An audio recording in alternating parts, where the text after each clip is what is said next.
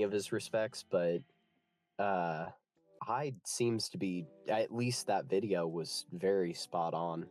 He was well articulated. It was very calm and cordial. It kind of helped smooth over some of the major differences while not really compromising on the issue. It was I couldn't have done it better myself. Like I'm very impressed by it.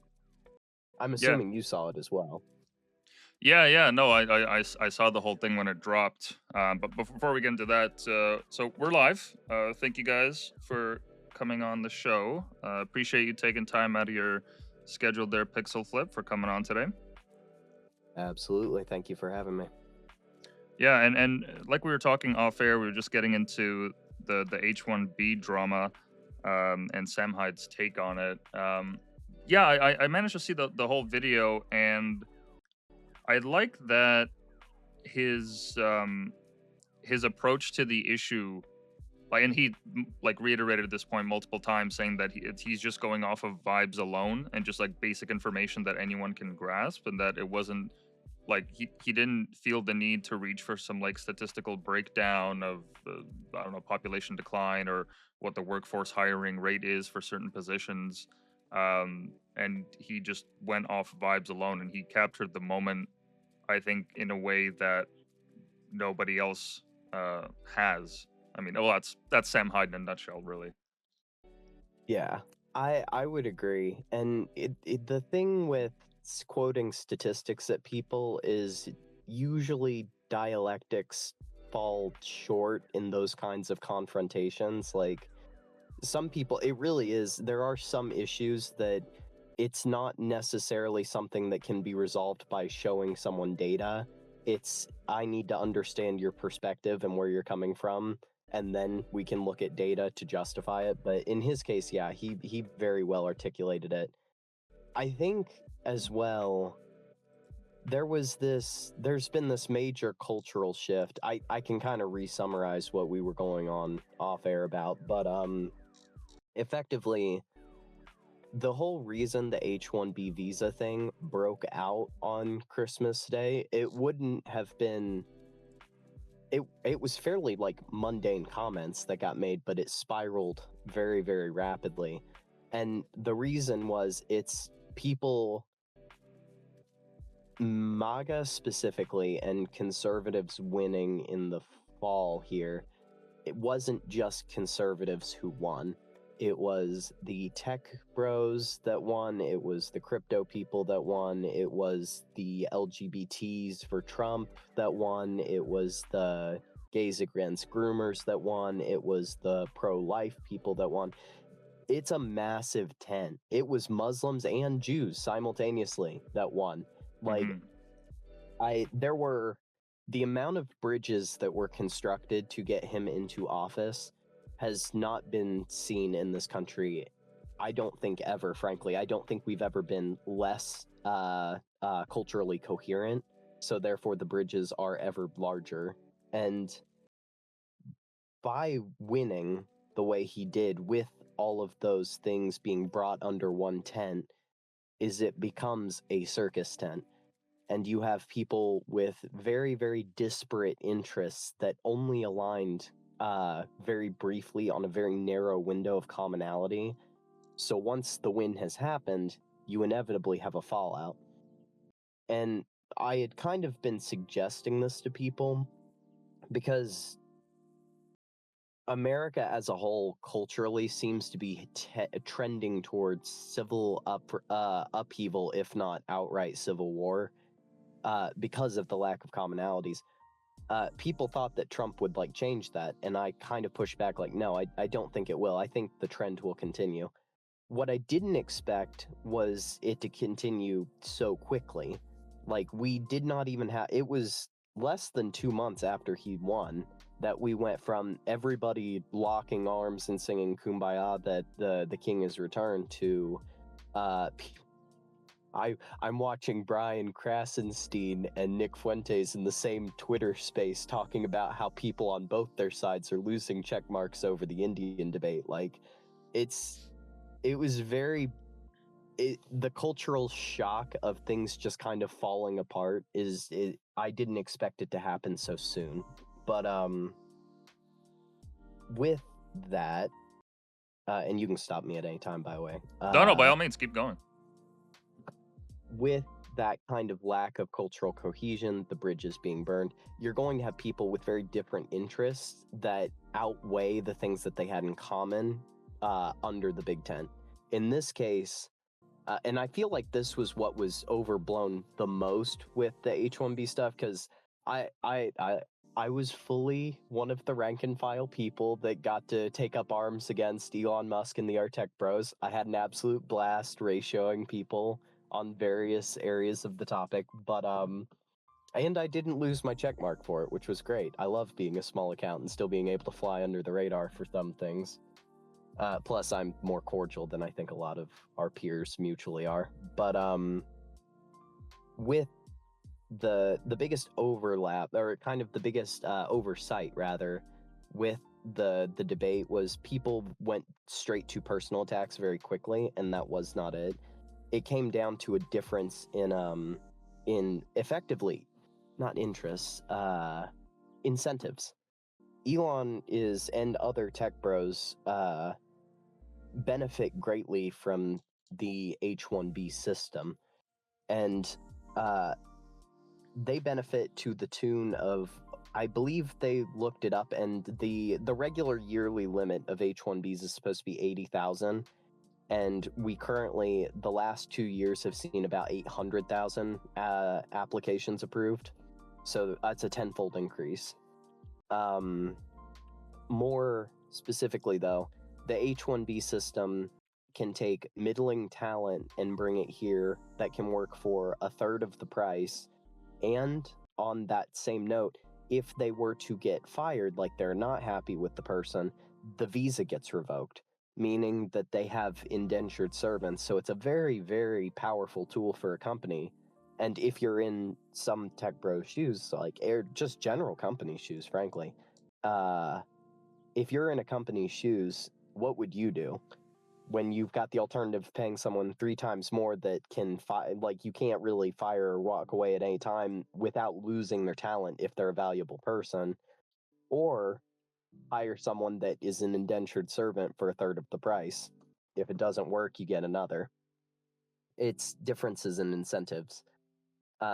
Obviously, middle class, lower class people are not going to be anywhere near that same incentive structure. If you tried to explain it to them how they're simply less valuable in the light of having, an H-1B replace the job, it's not going to be well received. And that's exactly what Elon and Vivek did over Christmas, was effectively say, we like...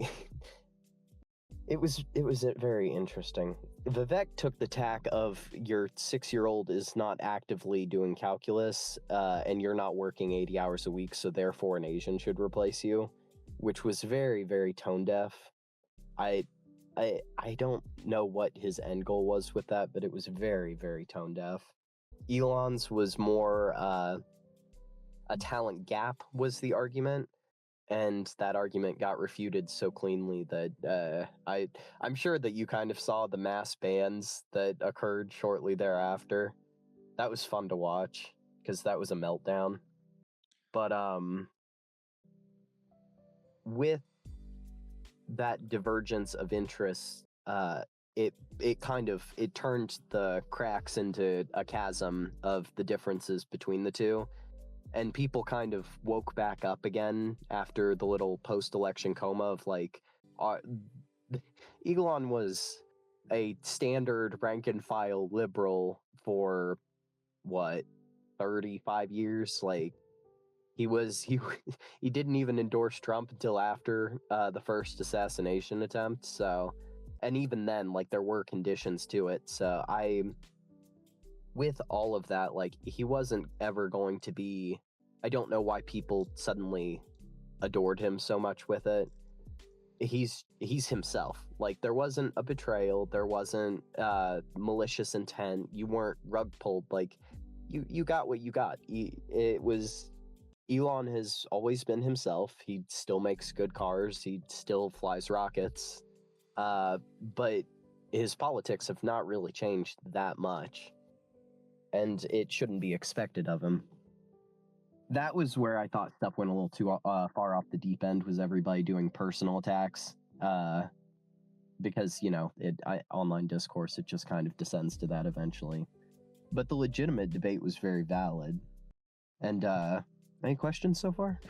Yeah, no. So far, so good. I just pulled up a graph here. You don't gotta turn on video. It's just numbers. So it was just showing, at least, well, according to what Statistics Perplexity could cite, in 2020, the rate of H-1B visas, or at least the total amount that had been accepted, the applications that were accepted, was roughly 200,000. And Yeah. now, since COVID and the end of COVID, it's reached to 780,000. Yeah. Which, It's a tenfold increase from standard. Isn't that crazy? yeah, that is absolutely mind-blowing, because the same trend has kind of happened here in Canada in the same regard, where we, I don't know what the actual name for the visa program is, but we've had an influx. I think it's called LMIA. Yeah, we've had a major influx of migrant workers and new immigrants that would fill these positions. Now, I don't know how many of them would actually go into software, as was the discourse around what Elon Musk and Vivek were talking about. From what I've seen, it's a lot of, well, it's just about every company that's applying to them. I mean, like, I'm sure we have several McDonald's here that have applied to this program, and even Tim Hortons, famously, which all it does is it just simply takes the job opportunity from a teenager or a student in university that's coming home for a summer. All it does is just takes that job away from them, for the sake of an immigrant that, by law, they can actually only work a certain amount of hours per week. Like, it's dictated in their visa when they come in here. Yeah. So we've been having similar problems, but to those that aren't aware, and I'm personally not all that too familiar, the H-1B visa, is that just is that like one of those work sponsored visas where the employer has to sponsor it? Like, how does that work Correct. for you guys? The H-1B is supposed to be high-skilled worker visa. That's basically how it's sold as. So it's a worker visa that it's beholden and contingent on the company that is requesting it, which is why if the person loses their place of employment, they lose their job, they lose access to the visa. I think it's like a Mm-hmm. 90-day grace period to like find another job, but effectively they're indentured servants to that company because they're here for their skill, allegedly, not their other qualities or like legally immigrating kind of thing. What was Gotcha, also gotcha. kind of interesting with the debate that went on is there was a lot like Elon was very adamantly trying to shill it as only high skilled people and only a few spots, when I mean you've just pulled it up, like 800,000 people is not a skill gap, it's refusing to hire Americans Mm-hmm. or Canadians in that case. Uh but with all of that, there is another visa type in the US for exceptional ability, and it's the O1 visa. I'm pretty sure it's O1, maybe it's O2. But Mm-hmm. it's basically the visa that where you're being sold by Elon and Vivek during that debate was effectively that one, where exceptional talent gets a citizenship. Then all the stuff about the average IQ in India is 76, by the way. So one of the things I did that kind of blew up was I actually went through and I showed how standard deviations work. You are in the dumbest state in America, which I believe at the time I looked it up was Alabama at like 97 IQ. You are more likely to find someone above 110 IQ there than you are in India. And it goes like it's 1 in 20 in. It would be like 1 in 20 in Alabama to find someone above 110, and it's more like 1 in 70 or something for. I don't remember the exact numbers, but it was more than triple, because the way IQ works, like the higher up the curve, the more the further away you are from the average IQ, the standard deviation increases. So like the high skilled immigrant argument kind of fell apart pretty quickly after that, because you're not importing 1 million geniuses a year from India. It's statistically impossible. So it's just job replacement.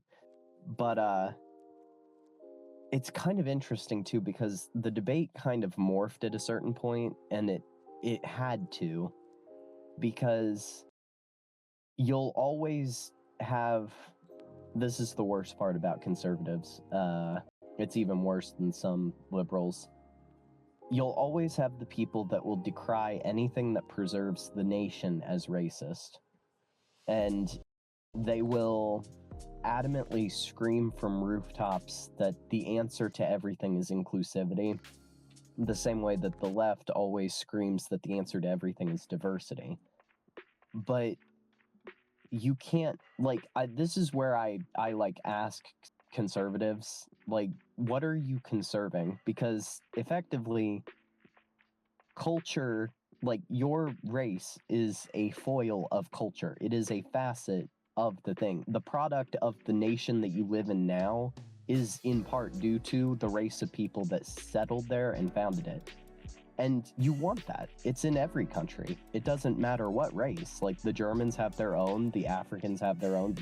There's cultures that are unique everywhere, but acting like you can just plug and play people like economic units, which was the same Hyde reference, by the way, it doesn't work.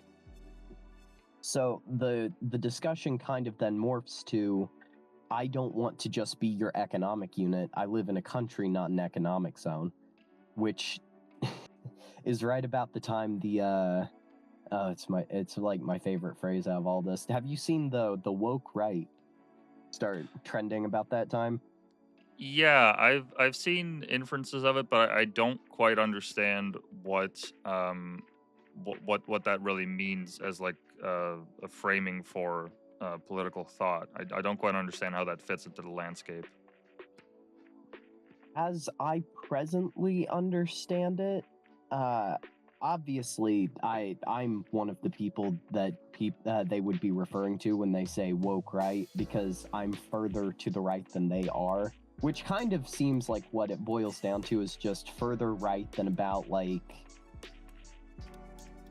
centrism. I don't even if you showed someone the modern political compass 100 years ago, you could find the most insanely left person like that. You could find Karl Marx and show him what political left is now, and he would hang himself. Because I'm just saying, like, the founder of the most lefty thing you can think of, it could in no way fathom what we define as left and right now. He would think that his sounded more right-wing than left-wing at this point.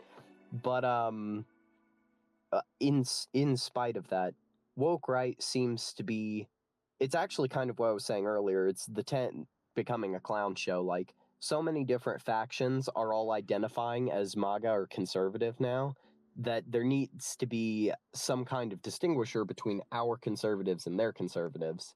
So there started to be woke right as a term, which is I'm further right of what would be, you know, the tech bros. Gotcha. Who are centrists have been. But yeah, I think that was kind of the interesting thing about the debate too. You kind of saw some people take the tack of no, this isn't racist, we're just thinking of American people. And then you had people on the complete opposite side of it. It's like, yes, this is entirely racist, this is everything else. There exists a middle ground of you can want your country to survive and look like you and not be an economic zone. And that doesn't have to be my country prospering is not your country failing. Like, there isn't a zero-sum game involved, which I feel like a lot of people think about. Is like, oh, there are third world nations, so therefore we are not entitled to a first world nation. That's not how that works. That's implying that's a zero-sum game, which economics is not. With all of that, though, I think a lot of people just see what Canada's become. And it kind of breaks my heart, too, because did you know at the rate Indian immigrants have come to Canada, you guys will be white minority by 20. I know for a fact it was by 2050. I think it was actually closer to 2038 or 2040. But at the rate that Trudeau imported Indians, I mean, he has 11 or 12 million there now, and Canada's only a population of 40 million. So you guys will effectively be fully displaced within 40 or 50 years. And it's very tragic. No, and it certainly is, and I understand. I understand the midwit instinct to label any discussion around this stuff as racist. I get where that comes from, right? Yeah. I understand that there's a lot of discomfort when it comes to discussions around this, especially when white men are involved. I get it. A lot of people have a hair trigger reaction to this kind of stuff, but the way that I like to boil it down is, well, first of all, I'm not a native born Canadian. So my family, we immigrated here in the early 2000s after the Soviet Union fell. Yep. But our journey, the way that happened is we learned the language, we adopted the customs, we, paid our rent, got the jobs, went to college, did all the necessary required steps to live the Canadian dream. We're living in the fallout of that, unfortunately, but it is what it is. You got to do what you got to do. But nonetheless, along the way, even growing up, I had a very healthy sense of multiculturalism, but that was still under the umbrella of you are Canadian first and foremost, and everything else is secondary. So, for instance, I played cricket before I played baseball growing up. And in my neighborhood, we had a huge mix of people, Indians, Pakistanis, South Koreans, Vietnamese, Filipino. I mean, you name it. We had just about everybody. Tons of Slavic people as well. And growing up, I never really saw it as an issue because even though, yes, like in school, there were announcements made or certain holidays that were marked that weren't my own, I was totally fine with it because at the end of the day, when Christmas rolled around, we were all hyped for Christmas. We all had a unifying cultural myth that we could still coalesce around. But and I agree that with you in that it's been really sad to see how in the last several years and even before COVID, it was starting to become an issue where this mass importation of people that are filling base jobs, that are applying to colleges that are essentially diploma mills, so people can essentially buy their way into Canada on a fake degree, and then claim asylum. That's a huge thing, by the way. That's like a huge rabbit hole I went down. It's so corrupt.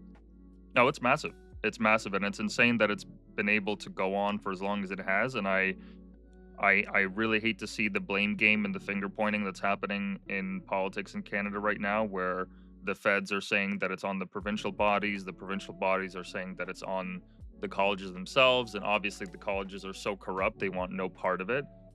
So there's just like no communication on it. But to get to the main point, like you said, you can still want your country and your ideals to have a solid identity without being like outspokenly just having hatred for the people that are coming across. And that's exactly the same way that I feel, because if I was in their position, right, and I was living somewhere out in a village in India and I had heard that I could come to Canada on this visa, I would do the exact same thing.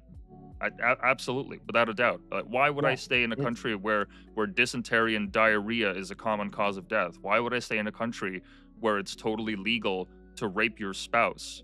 Why? Well, it's the argument too. It's like people. This is one of my biggest frustrations with a lot of this debate is effectively if you take the side of the nation a nation, like the definition of the word is a blood. It involves blood. It involves race, and it is a group of people that coalesced in an area for enough hundreds of years to actually become a dedicated area, a nation, a race. But Mm-hmm. with immigration out of third world countries, like there's like this perception that you have a complete lack of empathy for their situation. It isn't that. Like, I'm not going to go invite meth addicts into my house because I pity them. Like, they Mm-hmm. would ruin the house. That's my same policy with all of this immigration stuff. Is your house comes first, and that include this is one of the most important things out of this. Is like, I will always prioritize family before outsider, and I will always prioritize nation, as in those people which are directly blood related to me, before I do foreigners. That doesn't mean I can't help them. That doesn't mean I don't want to help them. It means that my priority is to my people, and I respect I respect their ability to do that for them as well. Like, Mm-hmm. every country should do this. They should prioritize their people. Empathy, effectively, it's this idea that we're going to burn down all of our civilizations that the third world can feel their warmth. Then we're all out in the cold. It doesn't. It's suicide is what it is. But I have a lot of respect for.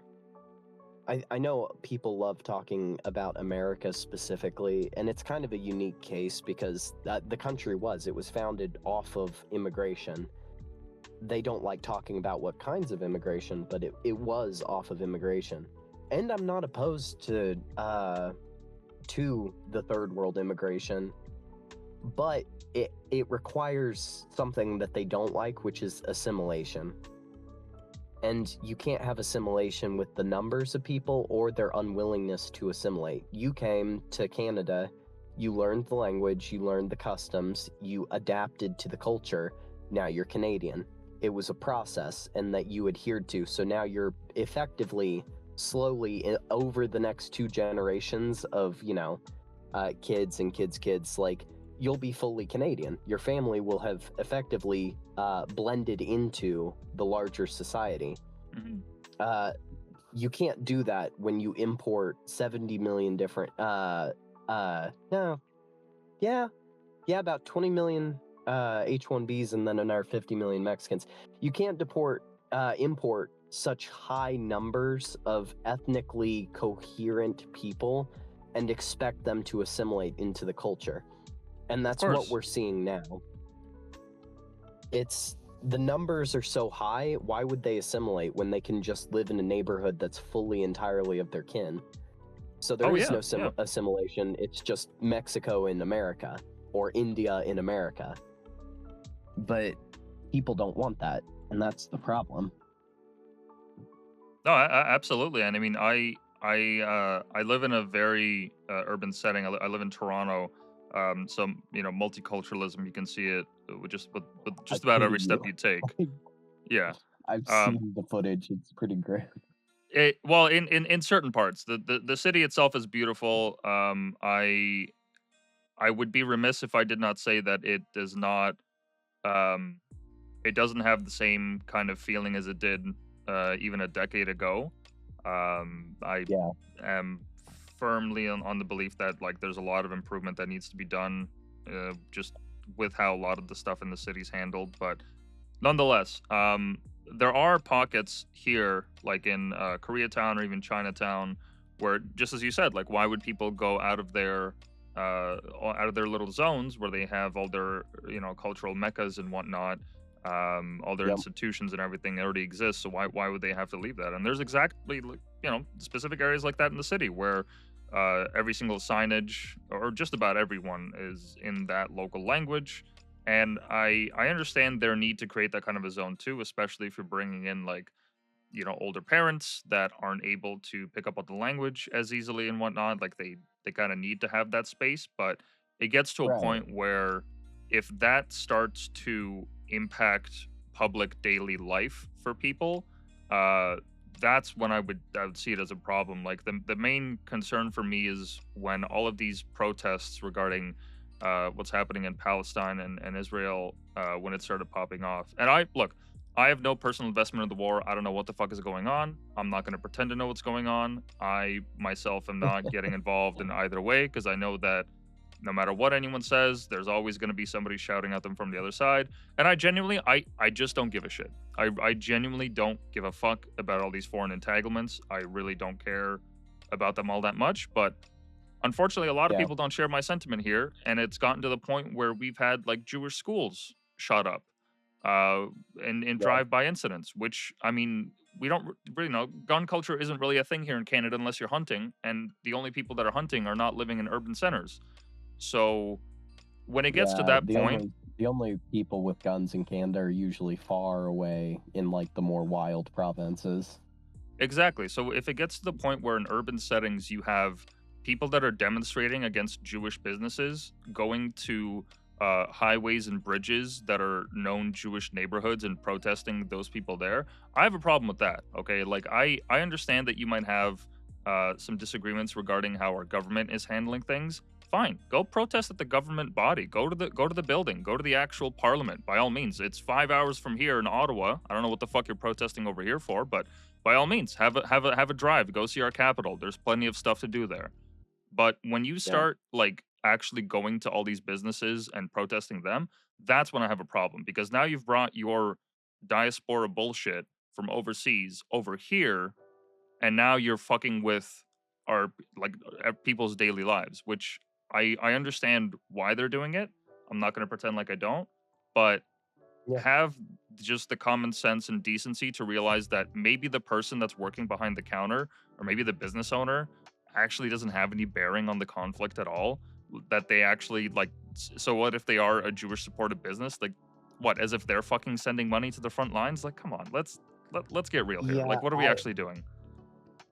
The whole thing with it's been very interesting, the Israeli Gaza conflict. I wrote about this in my 2025 predictions, but uh that war has done more damage to the Jewish reputation in the West than I think any singular event has in the last 250 years, possibly further back than that. Hmm. And in the full sense of the word, what we've seen with it is this it's kind of hard to even grasp at it because it's both left and right that it's happened with. It's not even a single political thing.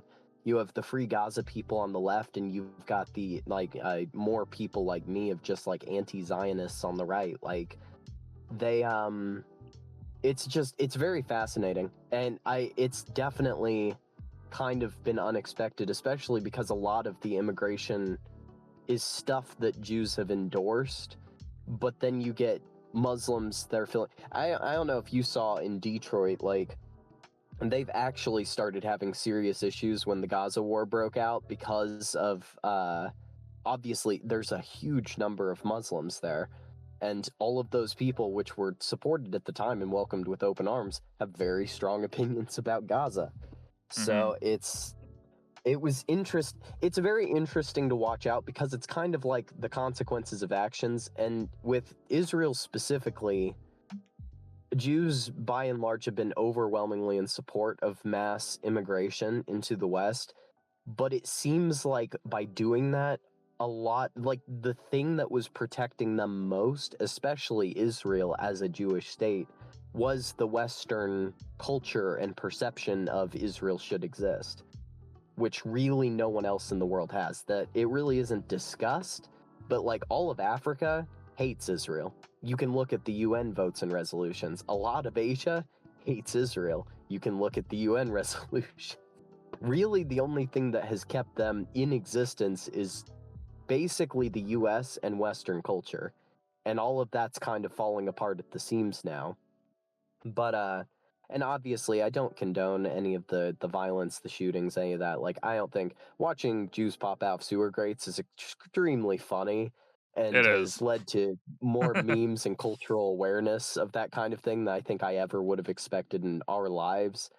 I've woken up a lot to it. I've learned a lot that I hadn't, but still, like, I don't see the violence is frivolous. Like, add them to the list of people that you want deported if you want to like be edgy. Don't do that kind of stuff. Regardless of all of that, though, uh, pulling kind of back to the overall cultural thing, Hmm. it's very interesting because conservatives aligning themselves with as many factions as they did effectively meant that the only thing that's really being conserved anymore is the economy. And I've joked with people a lot about this just because that seems to be the only underlying principle that all conservatives have in common still, including new people like Elon Musk. And the aversion to the visa program, in part, I think, was because people saw what Canada has become so rapidly and the utter cultural deterioration. People would rather see their country. I think, like, my sentiment, my takeaway from watching all of the stuff with Elon and the H-1Bs after like a couple weeks, when all the smoke cleared, my takeaway was I think a lot of people would rather see the economy shrink and stuff crashing and burning than they would deal with more immigrants. I think people are that level of fed up, and I can't blame them. But it's kind of crazy how far the culture shifted. In no small part thanks to Elon buying X, which is very funny. Yeah, and we've seen a shift in that kind of regard in Canada here too, because growing up, like I said, because I was surrounded by all these multicultural communities, I never really had an issue. I was all for it because it was never out of control as it was. And then within 10 years' time, not even, the reputation that Canada has had as being opening and welcoming to the world and helping with asylum seekers and people fleeing war, all of that has just fallen into the wayside. I mean, we've completely lost the plot in that regard. I mean, I saw a news story a couple of weeks back saying that roughly 50% of the Syrian refugees that we took in at about 2014 are still living in government assistance, which Yeah. that's fucking insane. I don't I don't understand how you could still, after 10 plus years, be living on government assistance. I mean, we have like English as a second language schools, ESL schools, all across Toronto, and they settled in all these urban settings. It's not as if they were out in the fucking woods. It's not as if they were shipped out to Alberta or something. These people are living in urban centers where they can, go see their case officer or whomever. Like, they have to be near all this infrastructure. So it The immigration has become so bad, it turned the stereotype of the polite, mild-mannered Canadian into either people think of an Indian or they think of a very angry man oh that's yeah. been having to put up with all of this. It's very funny, but like they they wore out the welcome in Canada. Like, it really isn't a thing anymore, and it's very funny, if not tragic. Yeah, no, and I could definitely see the humor on it. So don't get me wrong.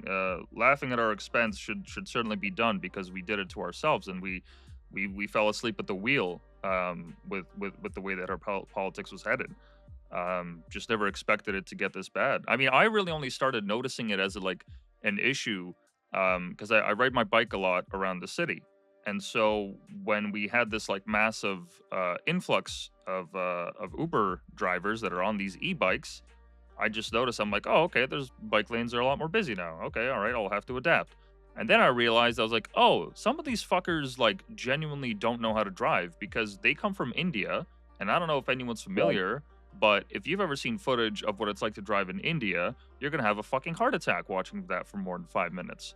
And I swear that I've had multiple close calls where I could have risked serious harm to myself or gotten into an accident, God forbid, because people just kept cutting me off or not signaling. I've gotten into some pretty heated arguments with these guys just on the road, and I was like, what the fuck is going on? Why are all these why is there this trend? And then all these articles started popping up about the immigration issue, and I was like, oh, now I Yep. get it. And now I'm of the mind that, 5 years ago, I don't think I ever would have said this, but yeah, absolutely. As soon as their fucking visas expire, deport these people, hunt them down, and deport them. Because, like, look, Yeah. I'm sorry.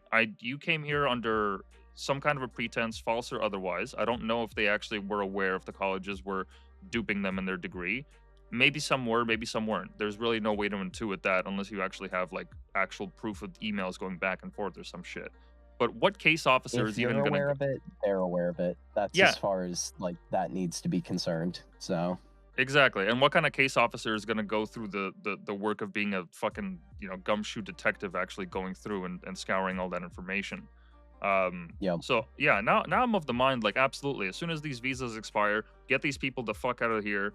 Because look, if the government has to offer them a pardon or some shit, or at least like apologize or whatever, by all means, go prostrate yourself on the cross for everyone to see. You guys did this to yourselves, and now the people are paying for it. And I have no sympathy for anyone that's taking advantage of our system. I mean, our fucking food banks are getting used by a lot of these migrants, and it's like, hey, fuckers, our food banks are for the homeless, for the people that are barely hanging on. When we're paying $9 for a head of lettuce, like, it's just gone to a I point where it's untenable. very I very vividly remember seeing it was an entire video. It blew up on TikTok and it got reposted a lot of places of an Indian man walking into a food bank like he was shopping and explaining to everyone how you can get hundreds of dollars of food a month for completely free by just going to this place. And explain he literally in that TikTok very briefly outlined what you need to say, what you need to have, and how much you can get. And he was like, I haven't paid for groceries in years at the end of it. And I was just like, I stared at it and I was kind of like, when you have no respect for the culture or country you're in, you're just there to loot it. Like it's your financial incentive. And these people, most of them, they are in no way interested in culturally assimilating. They're interested in actively ransacking it for everything they're worth. Oh yeah, The yeah. uh the kid that gets a gift for free has no idea if it's a new in oh wow, I've lost the word. A kid who gets a gift for free inherently has no idea of what the underlying value of the gift is and is more likely to break it or abuse it than the guy who had to work for it. And that what it translates to as a country is if you import someone here who never had to work in the country, never had to raise a family in the country, never had to do anything for it, they're just here to profit. And that's exactly what they do. But And I yeah. can't even blame them. It's not like they're financially, if I was in their shoes, I would do the same thing Mhm. because it's not like a moral. People think of it like this moral onus upon people, but even morality is mostly a Western concept as we perceive it. Go look at the third world if you need ideas of what people think. It's basically just boils down to incentives. And if you were in their shoes, you would probably be doing the exact same thing because it's just it's all there would be to do. Absolutely. You are financially incentivized to. But yeah, it's very tragic to me. But it's funny you mentioned the driving too because I wasn't aware of that. You'll like this. I wasn't aware of that until a few months ago, right around just before the debate with Kamala that Trump had, where they went on about the Haitians driving and wrecking things and that kind of Mhm, stuff in mhm, mhm. Springfield. But I did some looking, and then I found that H-1B visas are also being issued en masse for truck driving in the US. And Oh, I thought I was brother. going crazy. Yeah, you ever want to be terrified about something? You want to lose some sleep. There are people that are getting bogus CDL licenses in India that then get an H-1B and come here and drive trucks. I thought I was going crazy because truck driving has gotten like they're noticeably scarier here now. And then I found the answer is they're mass issuing visas to them and they are driving with little to no knowledge of how the road works an 85,000 pound fully towed fully weighed down vehicle. That should terrify people. Oh yeah, we had a national story that actually it fits right into what you're talking about. This is an incident that happened in 2018. It's the Humboldt Broncos bus crash. The reason that it was very significant is because this was a very minor hockey team that was traveling between these small towns for games. And for people that play hockey in Canada, that's like a very common occurrence. Because if you don't live in Toronto or Montreal or any of these major hubs, you would be busing in between all these small towns. So it's a very common thing that hockey players do. And there was a crash that happened where this guy he failed to stop. He was driving a semi. He failed to stop at the light, and the bus just ran right into them. And the photos and the footage of it was, I mean, the bus is demolished, like just gone. That entire hockey team, I'm pretty sure. I don't think there might have been some survivors, but I don't remember how many. It says here, yeah, 14 people died at the scene, 2 more died later in hospital, and 13 others were injured. Some were permanently. When I say this is a national story, I mean it got to That's the point where tragic. people were taking hockey sticks and leaving them outside their front door to show their support, and like news stories were like just everywhere talking about this stuff. The driver was an Indian immigrant who, I don't know if he has yet been deported, but his wife has tried to plead clemency on his behalf so that he gets pardoned, because obviously, he wasn't intentionally driving into them. But nonetheless, uh, it did bring up this issue into the zeitgeist in 2018 of some of these drivers potentially having fraudulent certifications. And there was also a news story on the CBC a couple months back where what they do on occasion, the CBC actually does good journalism, which is fucking rare. But the one time that they did it, they actually went to one of these places with an undercover um, Indian man who was essentially asking them like, how long does it take to get the certification? How much do I have to pay? And so on and so forth. And he like got the job right on the spot. He just walked in, gave him the money, and they're like, all right, we'll do like a couple tests in the parking lot and you're good to go. Here's your first load. Off you go. So yeah, I'm right there with you that like, yeah, that's a fucking problem. We can't have these people on the fucking road if they genuinely don't know how to drive operating heavy machinery. I mean, it's one thing to joke Yeah, about like Uber and getting taxied around by these people. It's another thing for them to actually be like actual tanks on the road essentially. Like that's fucking this dangerous, is man. this is kind of a pivot, but it's still in the same thread. My one of like the things that I mused about but didn't really comment on much at the time during the H1B debacle was Elon and many of the people that were such big proponents are also hugely into AI.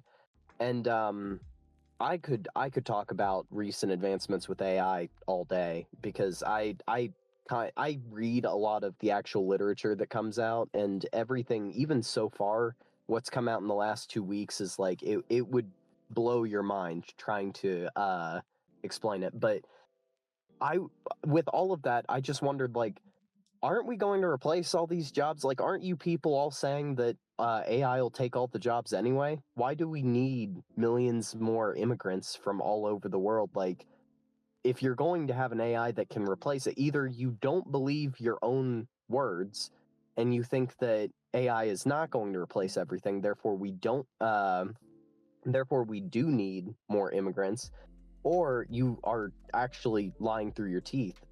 But regardless, I kind of, and the thing is, I'm not sure which it is. I don't know if it's like conscious hypocrisy or if it's subconscious, but AI has advanced so much. I really do see a lot of these jobs getting easier to being removed entirely. Hmm. So why the need for so many immigrants? You can, I mean, are you familiar at all with the Tesla semi? You mean like the Cybertruck or their actual like Their the semi actual like freight trailer? hauling semi. Yeah, I Yeah. heard that like Pepsi got one of the first contracts with them. Yeah, I think they've got like I don't want to exaggerate, but I think they have 3 or 400 now on the road. Hmm. They have autopilot. They can drive themselves effectively. Oh yeah. So we're like, I would say, pending regulations and other advancements, we're probably less than 10 years from being able to automate that part of the industry. China's a great example of practical efficiency implemented. You ever want to see an example of it? Look at their ports. Our ports still are unionized and they have people doing almost everything. In China, they have almost everything fully automated with AI. There's that an entire Chinese port can be massive, handle thousands and thousands of shipping containers in a day, and it will be managed by 3 people. They're just overviewing different monitors for if a discrepancy occurs that the AI can't solve. Oh yeah, no, Incredible difference. I just pulled up a video of that exact thing. It's a control room of what looks like, I don't know, maybe 6 people, and they have 6 screens each sitting with all the various panels and tools they need to control all the vehicles there. And yeah, Yep. they've certainly got a hold on it, like unlike anything that we have even here in Canada. The shipping aspect of the economy could be fully solved with AI today. It's really just a lack of. Oh, phone did something weird. You can still hear me? Yeah. Okay. Yep. Don't know why I did that. AI as it exists today could solve shipping, and that it's very funny. There's no new technology needed for a lot of these applications. It is only implementation. Hmm. So the value proposition for immigrants, I don't really see to begin with. But when you can automate the ports fully and then have the vehicles that they're on. Trains could be fully automated. They could have been fully automated decades ago with old tech. They certainly could now with AI. You could automate that. You can fully automate shipping, because basically the only thing you'd need is someone to plug in the semi when it arrives at a destination. You can automate the end ports. Like, there's a lot of things that can be 100% automated that just aren't. So I don't understand where the overlap is, that there's a valid value proposition for immigration, if that makes sense. Well, not just immigration, but immigration to untenable points where, like, to the point where it starts affecting the actual local Exactly. culture and customs, people that are not fitting in, or people that are coming here under false pretenses. I mean, in America, you guys have it to like a much higher degree of um, wrongdoing isn't the word for it, but it's just the effects of it for you guys are tenfold of what we have here, because just directly because of the border that you guys share with Mexico and that Yep. situation that has been going on for years and years and years. That, I mean, it it saddens me to no end that it's taken the deaths of all these American citizens and the harms that they've suffered in these various communities where these people have essentially been shuttled into. I mean, like literally shuttled into overnight, on secret flights, with the Yep. press of an app, giving out visas as soon as they come out, with hundreds of dollars loaded into them, getting put up in hotels in New York, whereas the homeless veterans are starving on the streets. I mean, like, it just, the more that I get The into this issue, the more that I just like see all these headlines. It, not just like for what's happening in America, but also in Canada, it just makes my blood boil, because like we've said multiple times now, if we were in those people's positions, we would do the exact same thing. So our qualms are not with the people, it's with those that are actually at the levers of power, the people that are actually putting forward the legislation, the people that are being told that we need immigration, or the people that are actually sending the message. It's the it is the enraging. blood of all of these innocent people that have been killed for by illegal immigrants here in the country is on the heads of every single politician that has allowed it, including Trump. This should have Absolutely. been stopped so many years ago, and it could have been stopped so many years ago. But I posted about this the other day, of like, the checklist to fix a country is a very short checklist, and it's a very simple checklist. Anyone can understand it. The problem is most people are so terrified of what that checklist has on it that they'd rather live in a country that's decaying, to the point that it basically is fully burned down before they'll entertain it. Hmm. And a practical example of that is Argentina or El Salvador. both of them had that same checklist of the country was in complete and utter ruins. It had been trashed. It was barely coherent. Everything's falling apart. And then you have to basically take everything from those ashes and say, okay, fine, we'll vote in the one shot, the moonshot option. And that person follows the checklist and fixes everything. But squarely, I lay the blame for all of these deaths, every single innocent death that has even predated Obama, squarely on the heads of the politicians that have done it, left and right, front and center. Because it goes down to, it's not strictly our Congress, it goes all the way down to a county level. Anybody who has aided and abetted in this in any capacity has the blood of their fellow citizens and countrymen on their heads. They deserve it. It disgusts me thinking about the amount of things that have been permitted in the last 10, 20 years, even going back as far as the 80s when this is something people don't realize about Nixon, or not Nixon, Reagan. Reagan did a mass amnesty bill for California. Yes. And effectively, when he did that, he turned that state permanently blue. And it was so unpopular, the Californians voted on a proposition and ratified it to effectively nullify it. And they were shot down by a judge at a federal level. So they had to live with it, and they've continued to live with it. The roots go down very deep, and it's very sad to me because it's not even, it passes... It is not simply the Dems are evil or the Republicans are stupid. It was legitimately, it was a concerted effort on both sides, whether well-intentioned or not, that ruined so many people's lives. It affected so many states. It trashed economies. It made our streets unsafe and full of drugs. I could just go on and on, but it could be fixed, and that's actually what I kind of wanted to get to. With this election, I think the reason that Republicans won as sweepingly as they did, counting voter fraud, counting so many people illegally here voting, counting all of it, is because people voted for major and drastic reform. They voted for the checklist. They want okay, we're doing the moonshot, we're willing to try anything, this has got to stop. And what I don't think people have anticipated is, I don't really know if Trump is willing to take the drastic action he'd need to. I could be wrong, but I don't personally... Trump talks really big, but I don't really see a ton of policy backing up. And I know his borders are, if I remember right, or basically the guy running deportations, I think he may actually be a Department of Homeland Security, but his appointee for it is, I believe, Hoffman.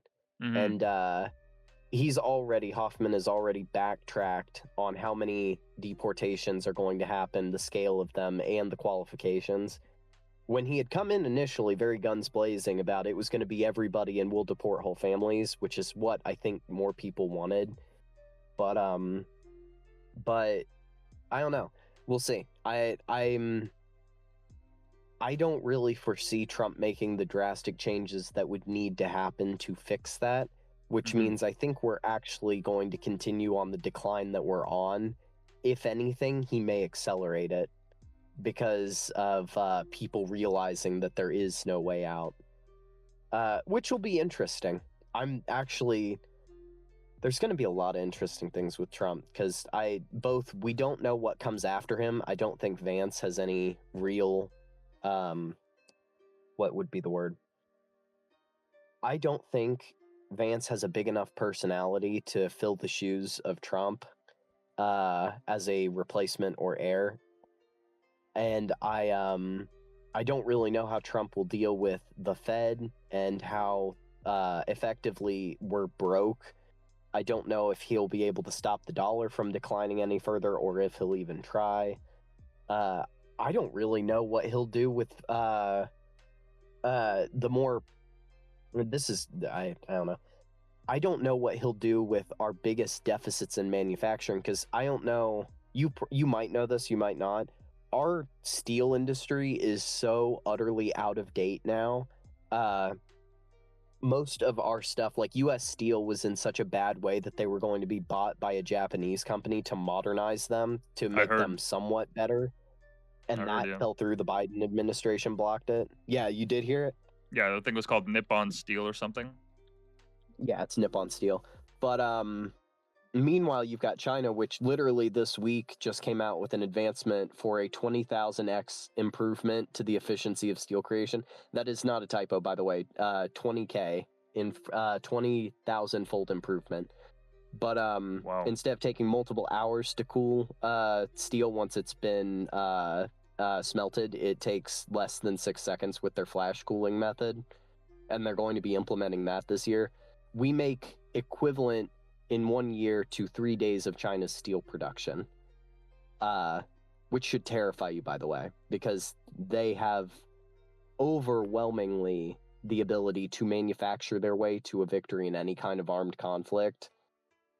But yeah, effectively, I don't know how Trump's going to deal with modernization of the entirety of America's infrastructure, the impending debt bomb, the cultural bomb of thousands and millions of people being here illegally, and the people that they've killed in the process. Like, I really don't know. I don't know what the next year or two looks like, because there seems to be too much for even him to take. I'm curious what your thoughts are. Yeah. I mean, I'm no good with these predictions just because as much as I want to see Trump win, as you said, it does seem like a lot of these issues that are coming to a head that have been bubbling on the surface for well before Trump's time, regardless of Democrat or Republican power. They've just now they're coming to a place where we cannot simply put them off for the future, and the issues are far too grand and the consequences far too reaching in order to like just Yeah. simply ignore them or to do away with them.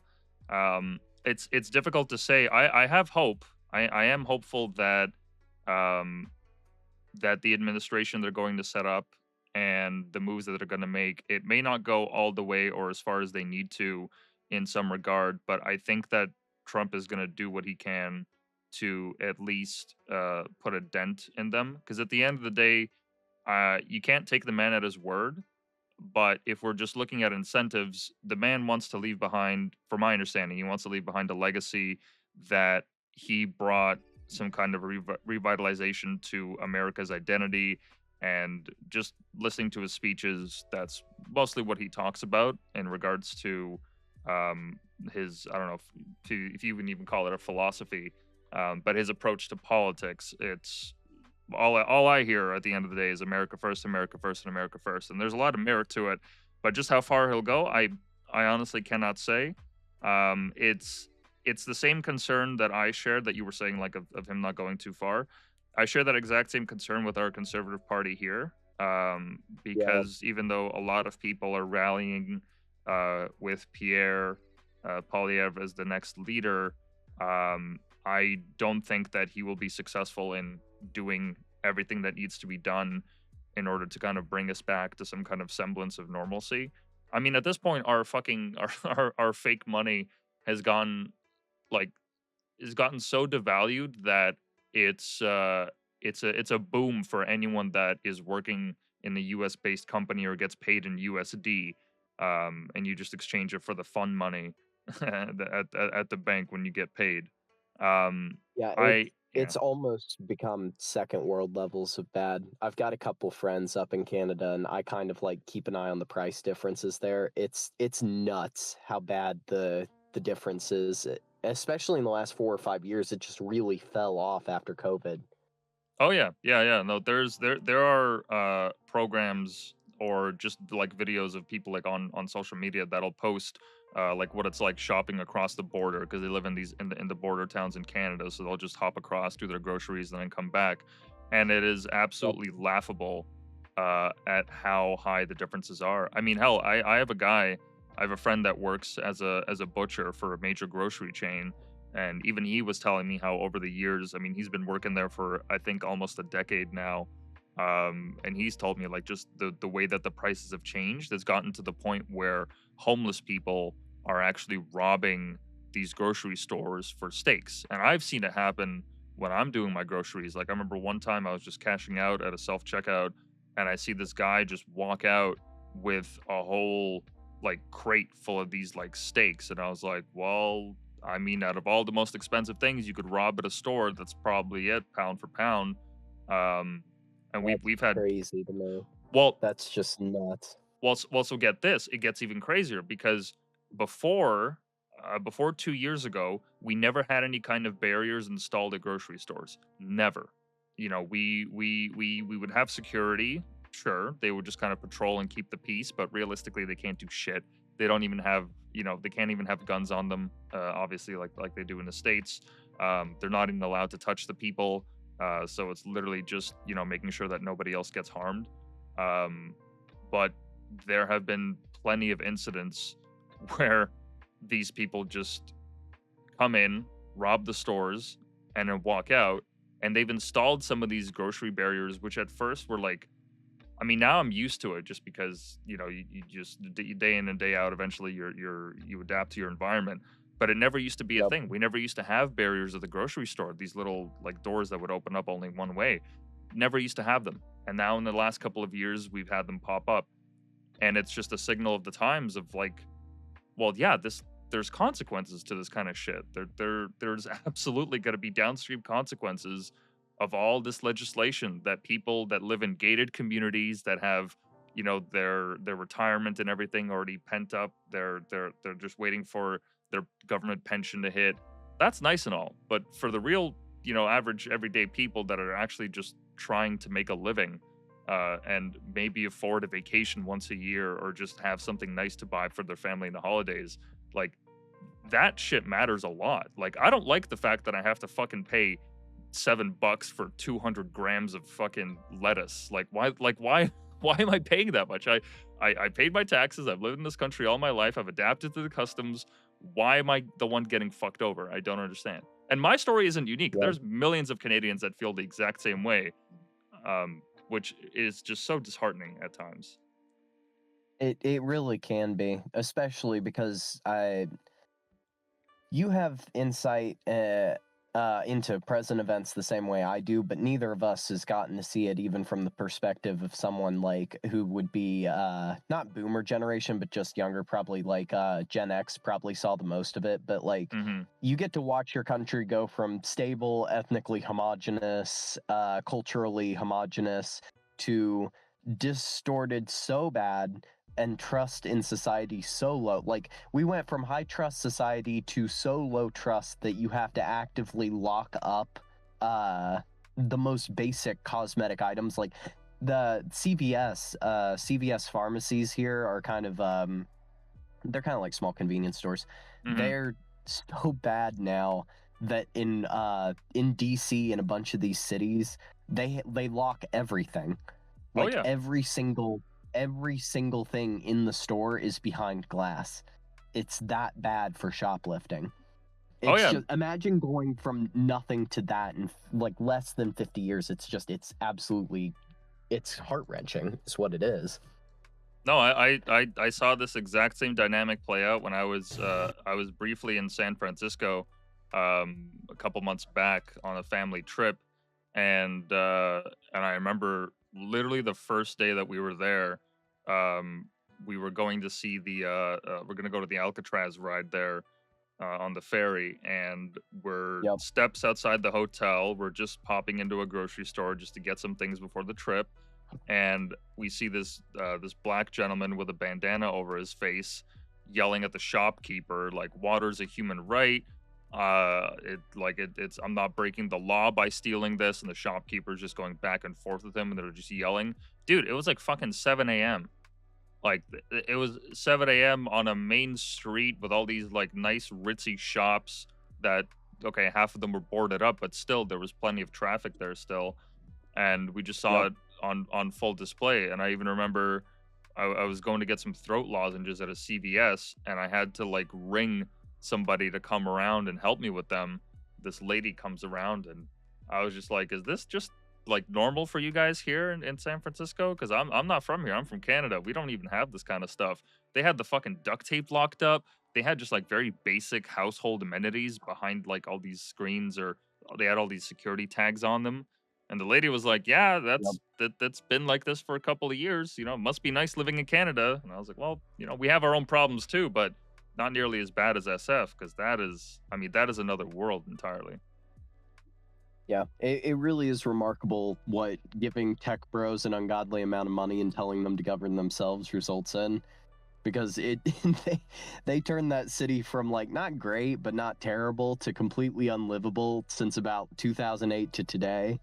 It's very funny, if not tragic. But yeah, it's my heart really goes out to people because I feel like a lot of politics boils down to people that either shouldn't people that are largely naive to issues and are incapable of governing themselves functionally, much less effectively, making well-intentioned decisions that result in bad outcomes.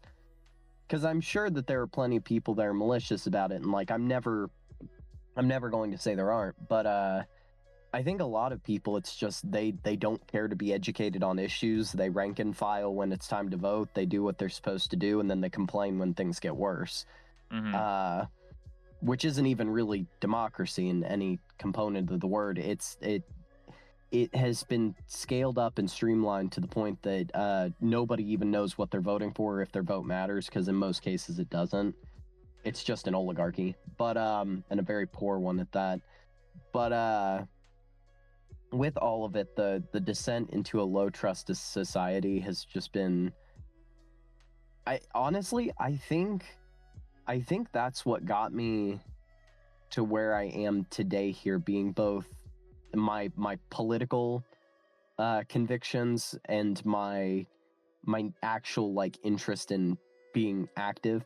And I get like I tweet, I post, I do other stuff, but like that's far more active than I ever had been, because my original dream had always just been to stay away from politics Hmm. entirely. I was never a very political person, but COVID was really what changed me with that, and it taught me that just people, not only will they not leave you alone, but they will make it their business to torment you or violate your free will in any way possible. And the libertarian side of me died that day. Uh, I've got respect for libertarians, but it doesn't functionally work. So if you want to be left alone, I get that and I respect it. However, there will always be someone that tries to come out to your farm with a SWAT team and drag you away for hate crimes. Like, it's it's just the way the world works, and it's worked, and it's happened in every country, and it's happened throughout history. Like, uh getting being left alone is actually one of the hardest things. But with all of that, I feel like all of this kind of alerted me to that, and it kind of woke me up and I got active with it. But just watching from COVID to today, 2019 to 2025, I have had unmistakable, like, being able to like point and say that's gotten worse. I've seen it happen in the city. I've seen it happen with areas around. I like most of the places I travel a decent bit, and even most of the places I've been to, like, everything fell off a cliff after COVID.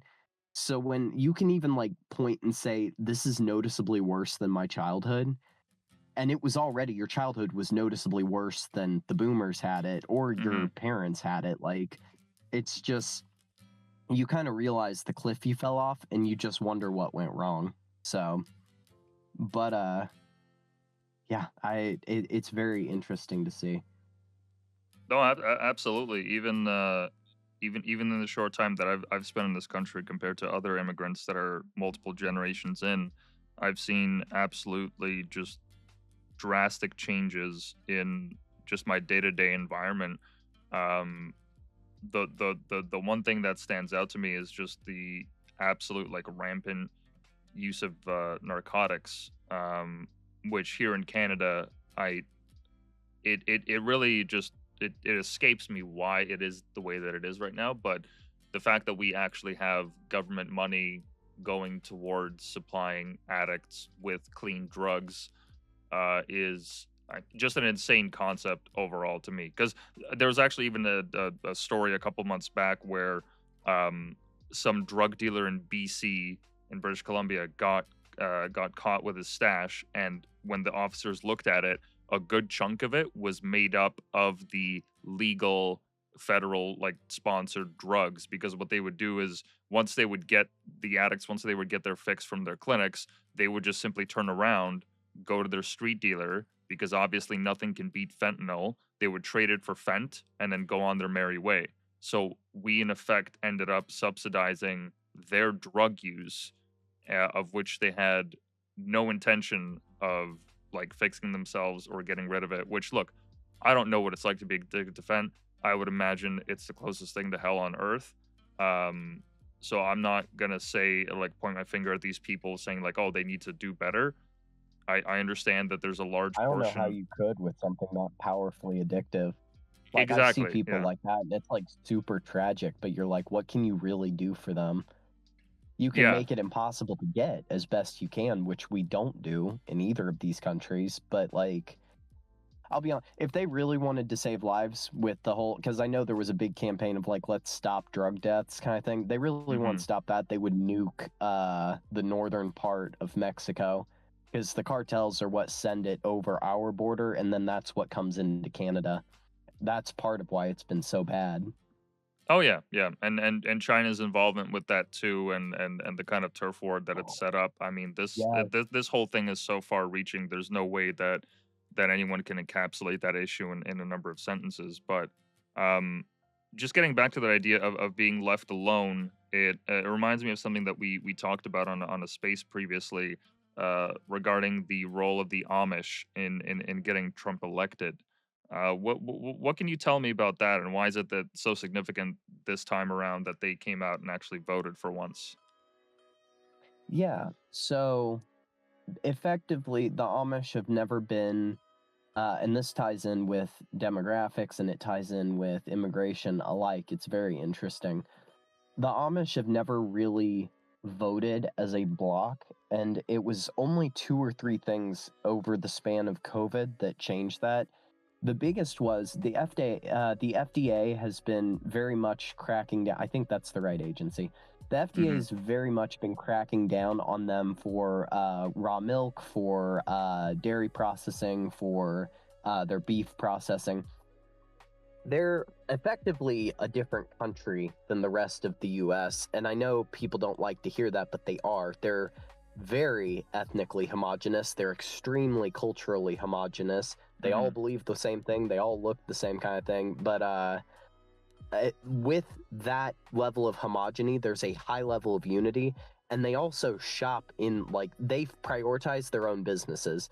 There are Amish that are very like fundamentalists that refuse any kind of electricity and stuff, but more often than not, you'll have Amishes that have machine shops and have like specialized equipment to handle wood and that kind of stuff. And all of them shop with themselves. So you're going to be buying all of your food from your neighbor. You're going to Hmm. be doing this work for your neighbor.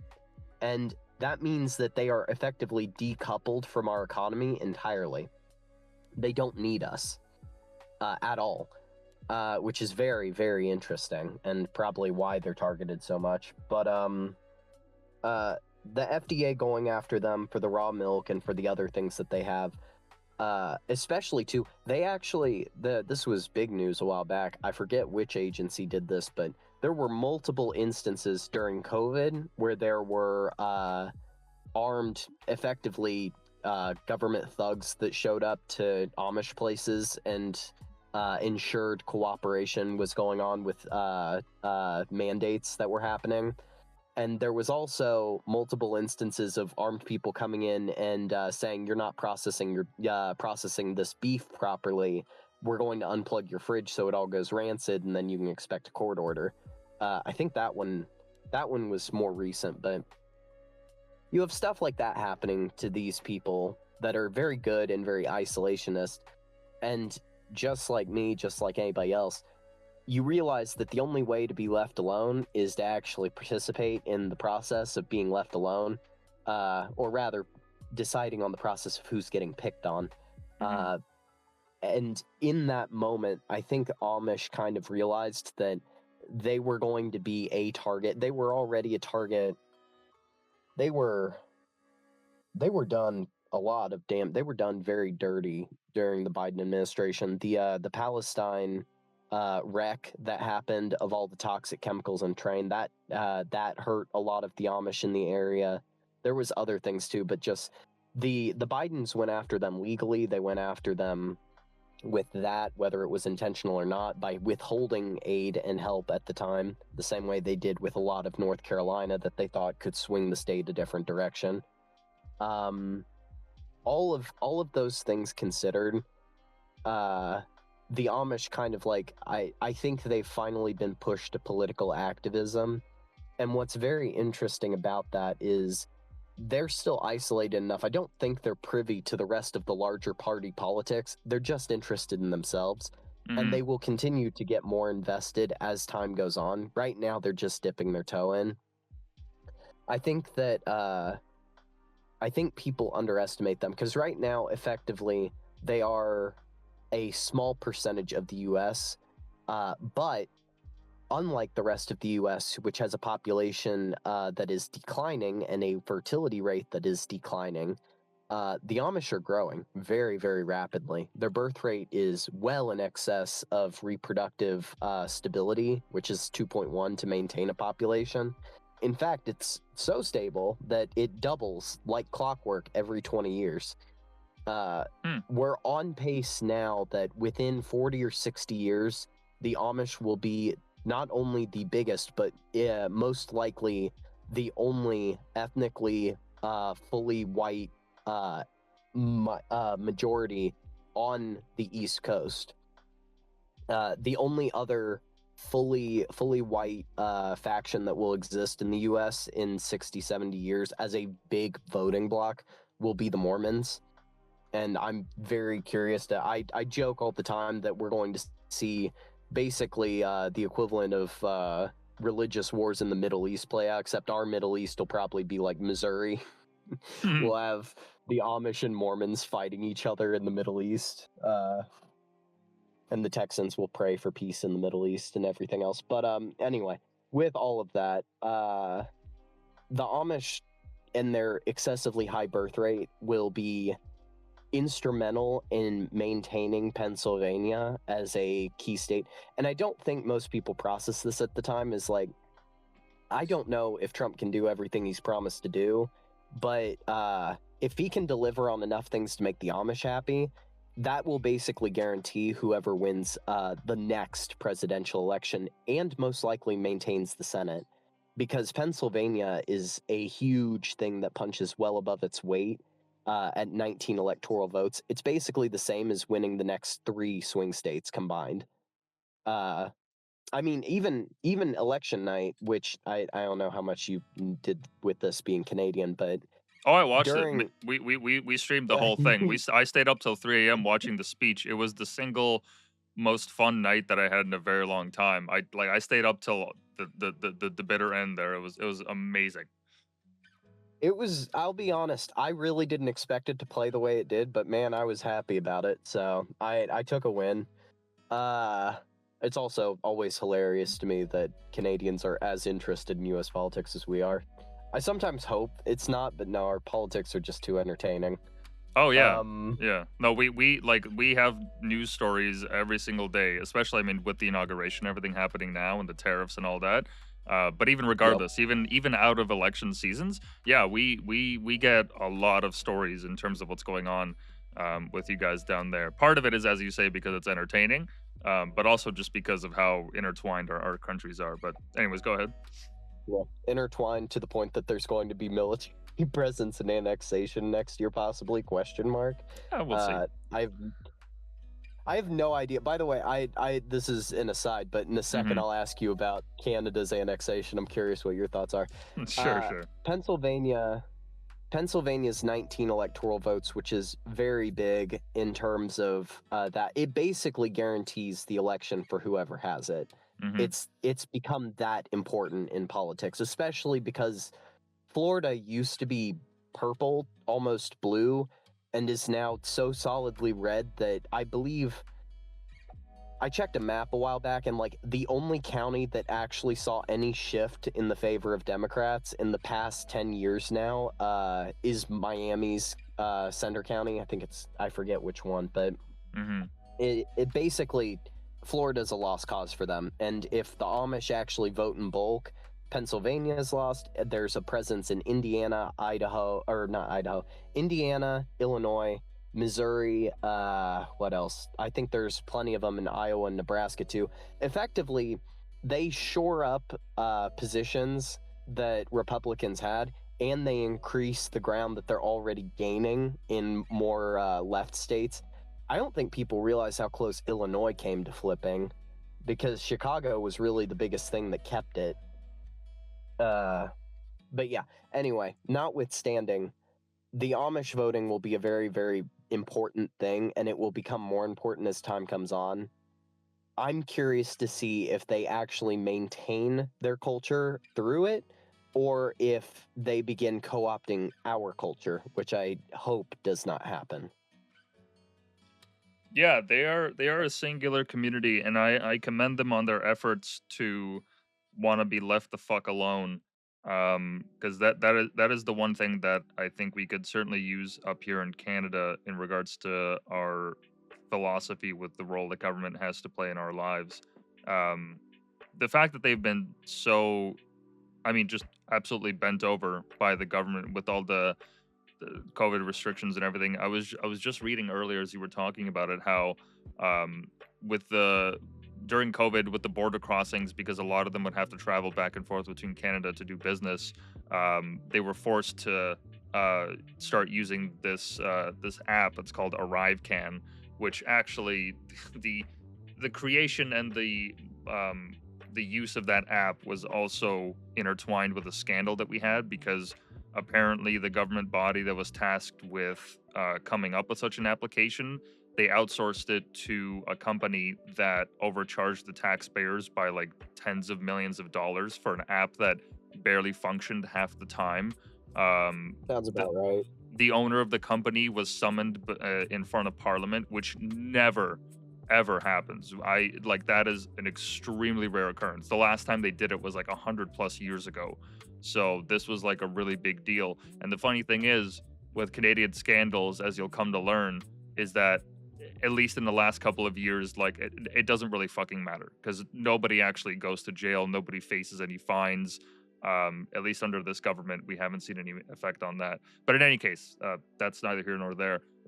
With what they were doing with the Amish, I mean, it fundamentally goes against their entire philosophy and way of being, which, I mean, there's a beauty to that. Like, if you want to have the freedom to, or if you want to have the right to just be left the fuck alone, live in a place where there's no technology, and you're basing all your philosophy and your learnings on this very fundamental religious ideology, uh, and you just like you're not saying that, oh, these everyone else should live the way that we do, or we should enforce the way that they do. No, they just want to be left alone, and build their farms and milk their cows, and sell that to people in their community or outside of it.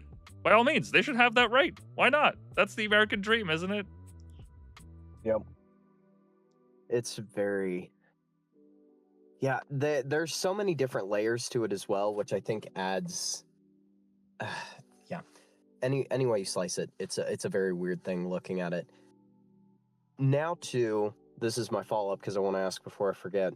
Hmm. What are your thoughts on the Canadian annexation? Because I know that there's already been talk of Greenland and there's been talk of Panama. The Panama thing I could actually see working out, because I know that there's legal standing effectively to retake it, thanks to the conditions that it was sold on. But Canada's kind of the stretch. I can't really tell if what the perception is. It's been mixed with most people I know. They're Canadian. What's your thoughts? Well, uh, I don't want to pretend to speak for the entire country when I say this stuff. It's been a great meme. It's been very entertaining to see a lot of people uh jump on this idea and whatnot. And it's I get it that it's fun to play with, but I don't see that happening, at least under the Trump administration. Because I don't want to say that this will never happen. I don't know what the next 10, 20, 30 years are going to look like. Shit, I don't know what the next 5 years are going to look like. So, is it something that may happen in the future? Potentially, under the right circumstances. Because a lot of Canadian culture and our economy and just a lot of the way things that we do here is downstream of what happens in the US. So it's kind of like there's a bit of a lag time, but like after like several years, we typically like start adopting kind of similar ideas to what's happening in the U.S. Like immigration, chiefly, like a lot of people up until the last 2 3 years hadn't really been against this idea of having open borders, but now as people are starting to realize the consequences of that process, as they've seen it for themselves, now they're becoming of the mind like, okay, we need to fucking, we need to shut the shit down. And Yep. naturally, the U.S. was, obviously first in that regard to start ringing the alarm bells because, I mean, your cases are much more extreme than what we have in Canada. We don't have Venezuela and El Salvador and all these other places that were just legitimately like just opening up their mental asylums and their prisons and letting these people flood across the border unchecked, or all the military aged males from China and Russia and all these different Asian countries coming across. We never had anything to that extreme, um, but we've certainly changed our mind. I would say, at least just from what I've seen as a nation, when it comes to immigration. So annexation, I think it's a far fetched idea in terms of what's going to happen with this Trump administration. Whether or not it's going to happen at some point, I could very well see it. The only issue is, so not the only issue, but multiple issues of it being number one, uh, it's not going to be a single state. So first of all, how do you go about No. dividing that? Do you just keep the borders as they are, or do you go about restructuring it? And then number two, because a lot of Canada has historically been leaning at least liberal or center left for a very, very long time, at least in the urban pockets. Obviously, once you get out to the west and you get into like oil country, people are going to be naturally more conservative there and more economically focused when it comes to natural resource extraction. You're not Yep. going to find a lot of Greta Thunbergs out there in the oil sands. Um, if that does happen and the political winds don't really shift in that regard, then you would essentially be importing citizens or welcoming them into the fold that are left leaning. So it would really, I think, only benefit an administration like like a Democratic administration that's coming in, um, and by Democratic I mean a Democrat Party. That I think it Yeah. would really only benefit their purposes in terms of investing into the future like that. So I don't. It's The only way that I could see it play out like militarily is if water becomes an extremely scarce resource suddenly for some reason, because we I think in Canada we have 70% of the world's fresh water just in the lakes alone. That would really be the only resource that I could think of that could spawn a potential conflict like that, where it would actually involve legitimate annexation. Yeah, that's fair. I've memed about annexing Canada. I would like to say this now. I've memed about annexing Canada long before it was cool. I was one of the Hmm. people that was out there being a schizo about it because it was funny to me. But Yeah. now it's not as cool because, it's an actual real possibility, which is very fascinating. Uh yeah, because once again, been willed into existence. With regard to long term, I I give Trump 50-50 odds of if he actually annexes purchases Greenland. I don't picture it becoming a state. If he does, it would be a territory, but there's actually a lot of strategic value in having it. Hmm. And I could actually see from even just what I've seen with recent talks with the Danes and the Greenlanders, and if they were to hold a referendum, it seems fairly plausible they could actually make that happen. Canada long term is very interesting because I seriously doubt that Trump will be the one to do it. But it seems like just by putting it out in the public ethos, the seed's kind of been planted. And it's always been there, but it's never really started until now. What's interesting too is a lot of the Canadian provinces have wanted to join the US at one time or another historically. And it's mainly been Quebec, which ironically hates all of the provinces as much as it does itself, that doesn't want annexation. For which case, I agree with them. They're French. I don't want them. We don't want them either. Yeah, nobody wants them, and they hate everybody. It's very funny. But I could see we need to do some remigration of the Quebecis back to France. Well, even the French don't want them. That's so fine. We'll find a place for them. It'll be like the deported Mexicans. So, you'll take Canada and we'll be like, all right, we gotta figure out a place to remigrate the French to. Anyway, with regard to viability, since I want to be careful with how I say this, Canada has recently discovered that it actually hates globalism because it takes all of their jobs and substitutes them with Indians and Pakistanis, which we've been having, but we're a bigger country, so you can basically take more of it. You guys, 10 million here is less than 10%. 10 million people there is closer to 25% of your entire population being replaced. So, oh yeah. Canadians have kind of rediscovered that they actually hate globalism, but you guys we're so culturally dominant over you that most of what's left of Canadian culture is really just American culture. So I can foresee, for mostly reasons along social compatibility, it being a popular idea later down the chain. But it remains to be seen. And like you said, it wouldn't be statehood. It would be territory status, if that, and it would be a very slow process of drawing lines on maps for the new borders, but at the very least, not impossible. No, absolutely. I'm basically of the same mind that it's just one of those things Trump just kind of throws out there as an idea, and we'll see what happens, and everyone is left scrambling. I mean, I detest how just like whipped up the media has gotten over it, and I get why. Like the corporate press is a dying breed. They're on their way out. They're just trying to scramble They for need drama. Yeah, they love to have Trump in office, no matter how much they say they hate him. He ups their numbers all the time. It doesn't make me sick to my stomach, but it makes me just like rather uncomfortable seeing all this coverage in the news play out as if these people didn't see what the last Trump administration was like. Like they're behaving as if like this drama is anything new. It's like, no, this is the same shit. He'll go out and he'll say something in his own New York mogul kind of way, and then everyone else is going to be stuck the next week trying to interpret what he meant, when in reality he's already on to the next third, fourth, fifth, sixth, whatever thing, and everyone's just kind of scrambling to keep up.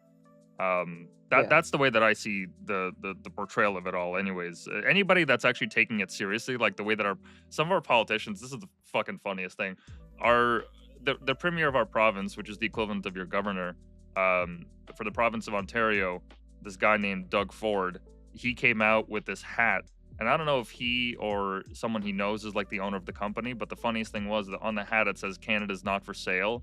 Well, the price to buy this hat, I think it's like $35. It's in American. That's the funniest thing. It's just cultural dominance. Like there's nothing left. The Canadian dollar really isn't worth much. The Canadian culture got basically subverted. Like there's just nothing left. Yeah. Like there's nothing to be a nation about. That's certainly what it feels like. Like our one of our mainstay coffee shops, Tim Hortons, they used to make the donuts in house. It used to be like a social place. Like I remember being in high school and like having a date at Tim Hortons. It was kind of like a cultural mainstay. I don't know what the American equivalent would be besides like diner culture in America. Yeah. But Tim Hortons, a lot of their value was placed in the fact that their commercials and their marketing and just everything that they did about their brand building was based in this Canadian identity of, hey, let's just go to Tim's. Um, you'll see all sorts of people in a Tim's line. You got construction workers, businessmen. I mean, it's a brand that encompasses a lot of Canadian identity, or at least it used to, until it got bought out, I think, by an American company, which is also the same one that owns Burger King. And ever since then, everything has moved to the ingredients have changed. Everything just tastes shittier. The coffee, the food, everything. Yep. And even the atmosphere when you go into a Tim Hortons, just the way that they've shifted the environment, it doesn't seem like the same kind of place as it used to be. Or another company, the Hudson Bay, which is from the famous Hudson Bay Company, which in part built the nation because they were among the first to be here and to establish trade with the natives and sell their furs to them and buy from them. They used to have a huge dominance in Canada. It was like the equivalent of like a Sears catalog that was in America and back in the 60s and 70s, right? How people would be, waiting to get Yeah. it, and it would feature all these things that families could afford, and it wasn't, priced out of their reach, that it was something that, an average everyday working family could get. That's what the Hudson Bay used to be, and now over the last few years, it's been really sad to see them start to close their shops down because, once again, a lot of their brand building, a lot of their history is built with the Canadian identity in mind, and that's what they're pushing forward to in the market. And to see that diminish has been really disheartening because even myself, like, I find myself grasping at straws as of late in terms of like, what is it that makes me Canadian, or what is it that I have as a source of pride? Well, all those protests during the BLM, color revolution summer that we had, even up here, of all the Yeah. people shouting down colonialization and all that. I'm not defending what happened to the native people. I'm just saying that we probably shouldn't throw out the baby with the bathwater and demonize the culture that built this nation, of which we stand on the shoulders of giants of. I mean, you can't just say that, oh, we have to demonize this whole era. But it's like, yeah, but those are the people that came over here. Those are the people that had the balls to come over here and build all this I lost infrastructure, which we all take for granted. I lost all of my patience for that after it started happening in Europe too, because I'm like, okay, the Mm-hmm. Mm-hmm. Europeans are native to Europe and you're going to do the same thing there. This is just purely hatred of race and exaltation of other race. It has nothing to do with you actually being upset about immigrants or uh, Racism. Yeah.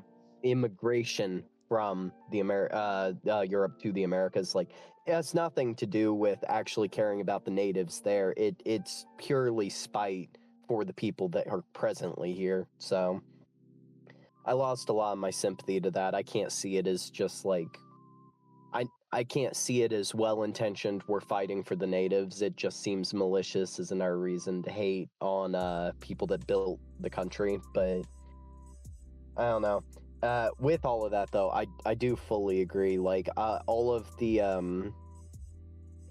Canadian identity seems to have been fully subsumed by globalism in the past 20 years, Mm-hmm. because Canada used to be very distinct even into the early 2000s, and now it functions effectively like a worst version. It functions worse than California, but it functions like California, if that makes sense. Mm-hmm. No, Because no, I've absolutely. yeah, I've interacted with stuff up there, and I've actually kind of like seen, yeah. I didn't go up before when it still had Canadian identity, but just going up now, like it basically all just functions like one coterminous globalist city. Like, it doesn't really have any unique qualities to it, which is very sad. But it also means that being subsumed by a larger culture, like, you guys have already been conquered. It's just nobody knows by who yet. It might be India. Give it a couple decades, India will annex you. Yeah, maybe. I mean, it's become commonplace now that like every summer there are like straight up brawls that will break out in parking lots, and all these Indian or Pakistani or whatever diaspora people are just fighting it out with 2x4s, which has nothing, absolutely nothing to do with what Canada is doing or with what our national interests are. I mean, that kind of activity has no place, in my opinion, in a nation like Canada. And I think on the bright side of all this, even though a lot of this stuff is blackpilling, I think that at the end of the day, there's a lot of, or a growing contingent of Canadians that are trying to remember and kind of rediscover what it means to be Canadian, what that identity means and has meant for millions of people throughout history.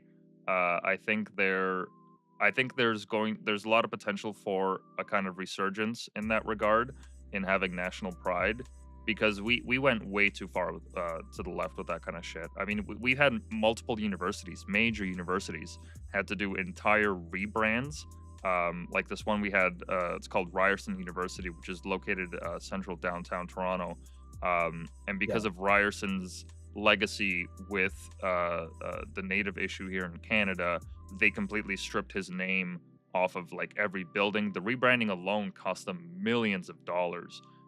They've since renamed themselves to Toronto Metropolitan University, which could not get more globo homo if they tried. I mean, my God, what a fucking tasteless name for an institution that has been around for so long as it has been. There's a statue of the Queen at Queen's Park, which is our government body for the province of Ontario. I guess it's the state legislature, as you'd call it.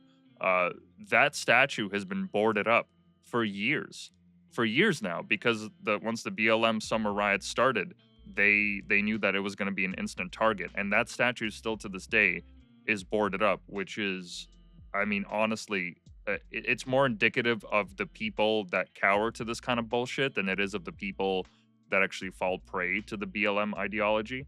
And it really saddens me to see a lot of cultural symbols of Canada be, I don't know if desecrated is the right word, but just be absolutely dismissed and demonized. Because at the end of the day, like, look, you know, if you want to sit around and say that the natives have been treated badly and acknowledge that, and treated badly is soft way of putting it, no less. Like, I am not going to sit here and try to pretend as if these people weren't absolutely fucked over by the church and by the government of Canada. They absolutely were. Children were taken from people's homes. They were forced to abandon their identity. It is absolutely tragic what's happened to these people. To this day, we still have people living on reservations where they don't have access to fucking clean drinking water. Like, how is that an absolute, like, just a reality of a 21st century nation like Canada? It boggles my fucking mind how we are allowing. What should be sobering, though, is they still chose to import millions of people from other countries and prioritize them for access to all of that instead of fixing the stuff here. That's again where I say, like, I see priorities. Like, it isn't they wanted to help natives or they care about minorities or anything else. It's literally contempt for the majority that most of these actions take place. It's the reason why reservations don't get fixed and resolutions don't get passed. I will say too, I do think I have to end it after this, but to kind of close with it, I wouldn't consider talking about all of this now blackpilling. I actually consider it a very huge white pill, because strictly speaking, civilization works in cycles. There's a spring, summer, winter, fall for every single civilization that has occurred, where it rises and then it falls and then it must be reborn. More specifically too, every generation at one point or another has to learn this lesson. And it's one of those things that I am optimistic for Canada the same way I'm optimistic for America, that regardless of what Trump does, I don't think the America people want will ever come back. I'm not that delusional.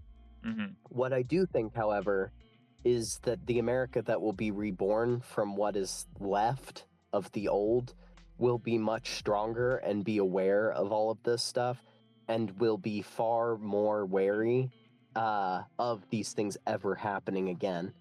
And there's a lot of reason to be hopeful for that. And the same way with Canada, like, I don't think Canada would have ever quit being massively liberal if it had not been for 10 plus million Indians moving there and everybody actively being able to not afford food, not afford housing, not afford anything. Like, it effectively wakes up far more people seeing how bad the world is at their own hands, and then things get changed, even if you can't prevent the disaster. So in that regard, I consider it a very large white pill. I think things will get better, and I think that people will be far more aware of it afterwards. And overall, things have been moving very quickly lately, and we may even get to see I may even get surprised. I may even be surprised. We may be able to save our cultures entirely and restore them to former glory instead of having to watch them burn down. Like,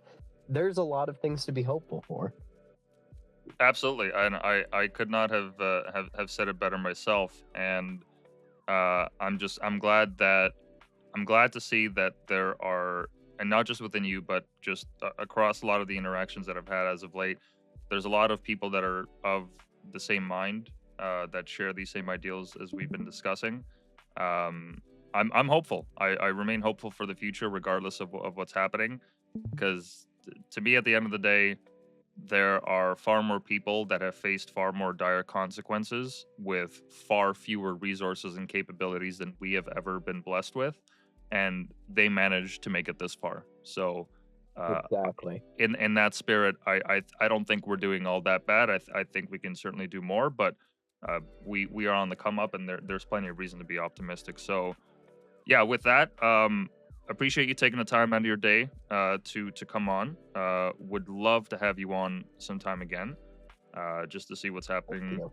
well, politically or otherwise. But no, yeah, thank you for taking the time for this. And in regards to your socials, Twitter, that's mainly where people can find you.